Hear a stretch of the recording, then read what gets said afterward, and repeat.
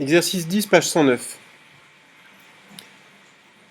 Tout d'abord, on nous demande la relation de l'attraction gravitationnelle que le Soleil exerce sur la Lune.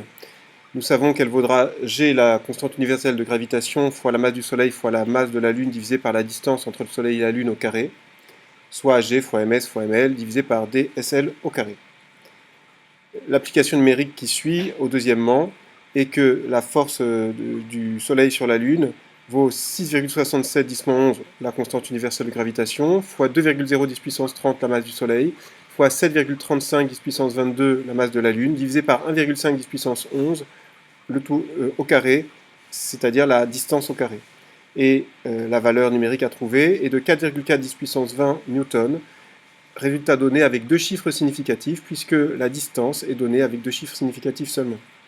Troisièmement, nous pouvons affirmer que l'attraction exercée par la Lune sur le Soleil et celle par le Soleil sur la Lune ont des directions identiques, des sens opposés et des intensités identiques. Nous en déduisons donc que la force que la Lune exerce sur le Soleil, qui a la même expression littérale que celle que le Soleil exerce sur la Lune, est identique, c'est-à-dire tout d'abord F égale Gms sur ml fois ds sur l divisé par ds sur l au carré, c'est-à-dire 4,4 newtons, multiplié par 10 puissance 20. Exercice 13, page 110. La définition du poids, eh bien, c'est l'attraction gravitationnelle que la Terre exerce sur ce corps, en tout cas le poids d'un corps sur Terre. L'expression littérale du poids, c'est P égale m fois G, où P, le poids est en newton, exprimé en newton, m, la masse, est exprimée en kilogrammes, et G, l'intensité de la pesanteur, est exprimée en newton par kilogramme, ou newton kilogramme moins 1. Exercice 14, page 110. Alors nous savons que le poids sur la Lune, c'est la masse multipliée par l'intensité de la pesanteur sur la Lune, G petit l, donc P égale m fois G indice L. Ce qui implique que l'on aura donc la masse qui vaut le poids sur la Lune divisé par l'intensité de la pesanteur sur la Lune, PL sur GL.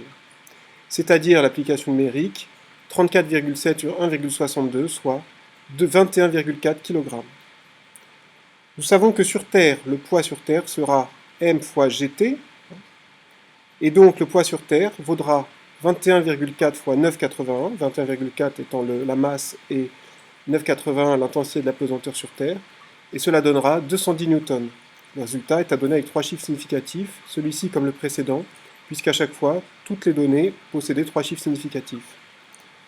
Troisièmement, si nous voulons comparer deux valeurs, ici les poids, diviser l'une par l'autre permet de dire combien de fois l'une est plus grande que l'autre, si on divise la plus grande par la plus petite.